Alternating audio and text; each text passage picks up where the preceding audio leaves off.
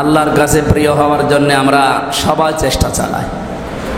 আল্লাহ পৃথিবীতে দুইটা কাতারকে সবচাইতে বেশি ভালোবাসি। তার ভেতরে যে আয়াতটা পড়লাম, এই একটা কাতারের নাম আছে, আর একটা কাতারের নাম আছে সূরা বাকারার ৪৩ নম্বর আয়াত। আল্লাহ তাআলা বলেন, ইন্নাল্লাহা ইউহিব্বুল্লাযীনা ইউকাতিলুনা ফী সাবিলিহি সাফফান কাআন্নাহুম বুনিয়ানুম মারসুস। অবশ্যই আল্লাহ ভালোবাসছেন এবং বাসবেন। ইউহিব্বু যেহেতু এটা মজারে, বর্তমান ভবিষ্যৎ দুইটা কাল দেওয়া আছে এর ভেতরে। কাদেরকে ভালোবাসেন? ইউকাতিলুনা ফী সাবিলিহি, যারা লড়াই করে, সংগ্রাম করে, যুদ্ধ করে। কাতালা শব্দটা শুনলেই মনে হয় যে এর ভেতরে মারামারি আছে। এরকম পরিস্থিতি যদি আসে তাহলে এই শব্দটাকেও প্রয়োগ করা লাগবে, বাস্তবে রূপ দেওয়া লাগবে। আল্লাহর জন্য যারা এই মানুষগুলো চেষ্টা চালায়, যুদ্ধ করে, কান্নাহুম বুনিয়ানুম মারসুস, তার ক্ষেত্র কেমন হবে আল্লাহ নিজে মনে হচ্ছে প্র্যাকটিক্যালি দেখাচ্ছেন আমাদেরকে। তারা যেন সীসা গলা প্রাচীরের মতো ঐক্যবদ্ধভাবে চেষ্টা চালায় আল্লাহর জমিনে। এই যে একটা কাতার, উহুদের ময়দানে, এরপরে বদরের ময়দানে যে কাতার নবীজি বানিয়েছিলেন, এখানে যাবার জন্য যারা চেষ্টা চালিয়েছে, আমরা দুই ভাইয়ের নাম শুনি। এই দুইটা ভাইয়ের একটা ভাই যখন মাপ দিতে গিয়ে শেষ পর্যন্ত আর কাতারে দাঁড়িয়ে একটা মাপ নেয়, সে মাপ পর্যন্ত যেতে পারে নাই। কি কৌশল করে কাতারে যাবার চেষ্টা চালিয়েছিল আপনারা হাদিস শুনেছেন, নিচেও আমরা মানুষকে শোনাই। তা আমাদেরও যদি ওই রকম পরিবেশ আছে এই কাতারে যুক্ত হওয়ার জন্যে, অন্তত আঙ্গুলের ওপরে ভর দিয়ে হলেও উঁচা হওয়া দরকার। আমি শুধু ইঙ্গিত দিলাম, আশা করি আপনি বুঝে ফেলেছেন। আপনাদের ভূমিকা ছাড়া এই সমাজ, এই রাষ্ট্র নতুনভাবে গঠন করা সম্ভব নয়। আপনাদের অনেক বেশি ভূমিকা রাখতে হবে, এবং এই ভূমিকা রাখার জন্য আপনাদের সবার আগে আমি মনে করি আলেমদের সবার আগে যে বিষয়টি লাগবে সেটা হচ্ছে সাহস। অন্তরে যদি সাহসের ঘাটতি থাকে, আপনার দিলে যদি সাহসের ঘাটতি থাকে, তাহলে সত্য কথা বলতে আপনি সঠিকভাবে পারবেন না। আর এই সাহসটা লাগবে শুধুমাত্র আল্লাহকে ভয় করে। আপনার অন্তরে সাহস রাখবেন কিসের কারণে? আল্লাহর ভয়ের জন্য।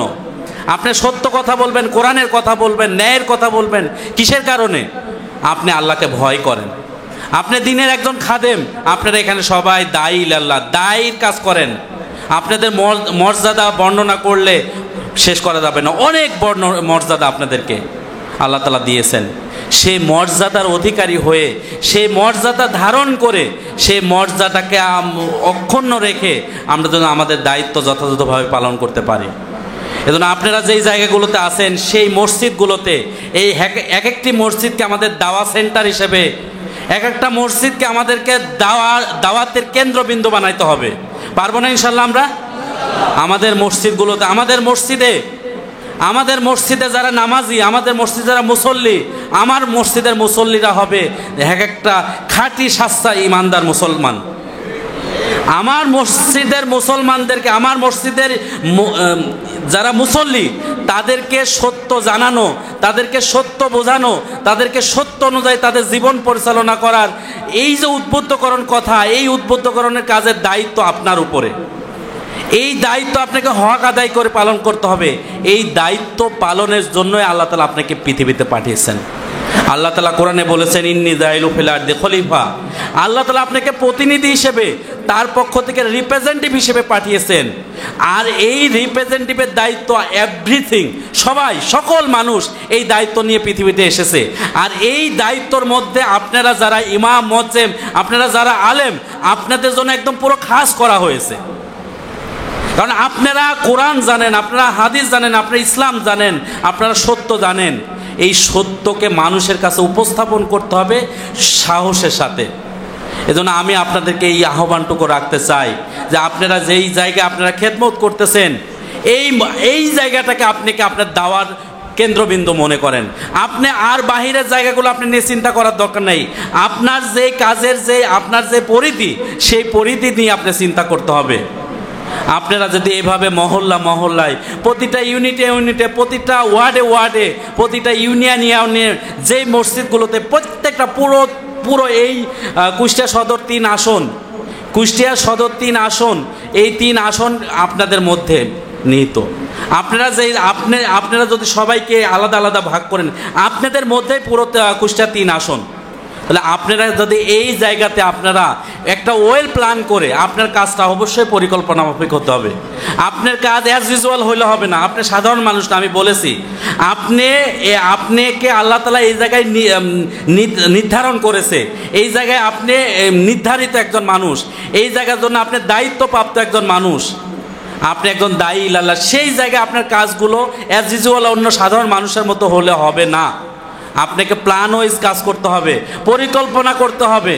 আজকে আমরা এখান থেকে যদি সিদ্ধান্ত নিতে পারি, নির্বাচন আমরা মনে করেছিলাম যে হয়তোবা 2 বছর 3 বছর 5 বছরও লাগতে পারে। আমরা এমন একটা ধারণা হয়েছিল হয়তোবা একটা দীর্ঘ সময় একটা যথাযথ বা গঠনমূলক একটা সংস্কারের মাধ্যমে এবং এই হত্যাকারী গণহত্যাকারী হাসিনা সহ তার দোষরদের বিচার হওয়ার মাধ্যমে তারপরে এই দেশে নতুন নির্বাচন হবে।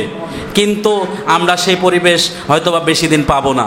এজন্য এই যে 6 মাস 1 বছর হয়তোবা সব মিলে যদি চিন্তা করেন, আগামী বছরের এই সময় নির্বাচন হবে বা এর আগেও হইতে পারে। কিন্তু আপনাদেরকে এই সময় নিয়ে আপনি 6 মাসের একটা প্ল্যান করেন, 6 মাসের একটা পরিকল্পনা করেন। আপনার কাজের ক্ষেত্র জায়গাটা আপনি একটা ওয়েল প্ল্যান করে, সুন্দর একটা পরিকল্পনা করে আপনি ওই এলাকার মানুষগুলোকে নিয়ে আপনি যদি সংগঠনের দায়িত্বশীলদের সাথে, যারা আমাদের ওখানে দায়িত্বপ্রাপ্ত, তাদের সাথে যদি আপনি সামঞ্জস্য রেখে আপনি যদি আপনার এই জায়গায় নিয়ে কিছু প্ল্যান করে কাজ করেন, অবশ্যই এসে একটা ভালো ভূমিকা রাখার সুযোগ আছে। কি বলেন ইনশাল্লাহ? এই জন্য আমি আপনাদেরকে এই আহ্বানটুকু রেখেই আমি আমার সংক্ষিপ্ত কথা শেষ করছি। আল্লাহ তাআলা আমাদেরকে দিন প্রতিষ্ঠার এই আন্দোলনের সাথে সম্পৃক্ত করেছেন। আমরা সবাই ইসলামী আন্দোলনের সাথে কম বেশি বিভিন্ন জায়গায় আমরা দায়িত্বপ্রাপ্ত। আমাদের আল্লাহ তাআলা এই জায়গায় কবুল করেছেন। এই দায়িত্বটা যেন আমরা হক আদায় করে পালন করতে পারি, আল্লাহ তাআলার কাছে জবাবদিহিতার অনুমতি নিয়ে।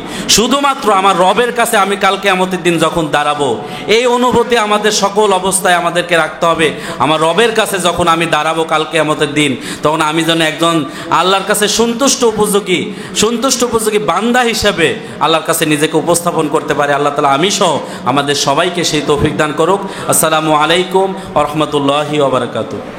আমাদের মুসল্লিদের, আমাদের সাধারণ জনগণের কাছে যেগুলো সবচাইতে বেশি প্রয়োজন, সেটি হচ্ছে আমর বিল মারুফ নাহি আনিল মুনকার, ইনসাফপূর্ণ সমাজ প্রতিষ্ঠার যে দায়িত্ব আমাদের উপরে আছে, সেই কথাগুলো মানুষের কাছে আগে পৌঁছে দিতে হবে। কারণ এইটির জন্যই কোরআন এসেছে। লাকাদ আরসালনা রুসুলানা বিল বাইয়িনাতি ওয়া আনসালনা মাআহুমুল কিতাবা ওয়াল মিজানা লিয়াকুমুন নাসু বিল কিসত। আল্লাহ বলছেন, আমি যুগে যুগে কালে কালে রাসূল পাঠিয়েছি, তাদের উপর নিদর্শন দিয়েছি, তাদের উপরে কিতাব দিয়েছি, সেই কিতাবের ভিতরে আমি ইনসাফপূর্ণ আইন দিয়েছি, যেন মানুষ সুবিচার কায়েম করে। যে সমাজে বেইনসাফিতে ভরে গেছে, যে সমাজে জুলুমে ভরে গেছে, সেই জুলুম বেইনসাফি দূর করার জন্য ইনসাফপূর্ণ সমাজ প্রতিষ্ঠার যে গুরুত্ব পবিত্র কোরআনে দিয়েছে, রাসূল করিম সাল্লাল্লাহু আলাইহি ওয়াসাল্লামের হাদিসে যেভাবে বর্ণিত আছে, সেগুলো যদি আমরা উপস্থাপন করতে পারতাম, তাহলে আজকে সমাজের চিত্র ভিন্ন হতো। আমি তো প্রায় পরিসংখ্যান দিই, বাংলাদেশে 4 লক্ষাধিক মসজিদ আছে, 4 লক্ষাধিক মসজিদে 4 লক্ষ ইমাম আছে, 4 লক্ষ মুয়াজ্জিন আছে। 4 লক্ষ ইমাম মসজিদ যদি একসাথে ঢাকায় সরাদ উদ্যানে নারায় তাকবীর আল্লাহু আকবার 8 লক্ষ লোক দেয়, আর কিছু দাবি আদায় করার ক্ষেত্রে আর কোনো কিছু বাকি থাকার কথা নয়। কিন্তু অধিকাংশ মসজিদগুলোতে আমর বিল মারুফ নাহি আনিল মুনকার, ন্যায় বিচার সুশাসন প্রতিষ্ঠার কথা, কোরআনের যে গুরুত্ব, সেটি বলা হয় না। বরং এই কথাগুলো বাংলাদেশে বহুত মসজিদ আছে, যে মসজিদগুলোতে বললে পারেই সমস্যা, এখনো সমস্যা, এখনো অনেক মসজিদের সমস্যা আছে। এই জন্য আল্লাহ রাসূল বলেছেন, ইয়াতি আলান নাসি জামানা ইয়াস্তামিউনা ফিল মাসাজিদ লাইসা ফিহি মুমিন। এমন একটা জামানা আসবে, যে জামানায় মসজিদে মানুষ সবাই একত্রিত হবে, সেখানে ইমানদার থাকবে না, মুমিন থাকবে না। কারণ কোরআনের অসংখ্য আয়াতের প্রতি তাদের ঈমান নাই। সম্মানিত হাজরিন, তাই আসুন আমরা আমাদের এই দায়িত্বের জায়গা থেকে আমরা যেন সবাই দায়িত্বের প্রতি সুবিচার করে আমরা দায়িত্ব পালন করতে পারি। সমাজের মানুষের কাছে, আমাদের মুসল্লিদের কাছে আমরা কোরআনের ইনসাফপূর্ণ সমাজ প্রতিষ্ঠার যে গুরুত্ব, সেগুলো তুলে ধরে আমরা ইসলামী আন্দোলনকে সামনের দিকে সমাজ প্রতিষ্ঠার আন্দোলনকে সামনের দিকে ত্বরান্বিত করার জন্য আমরা কাজ করে যাই। মহান রব্বুল আলামিন আমাদের সবাইকে সেই তৌফিক দান করুন, আমিন। ওয়া আখিরি দাওয়ানা আনিল হামদুলিল্লাহি রাব্বিল আলামিন। আসসালামু আলাইকুম ওয়া রাহমাতুল্লাহ।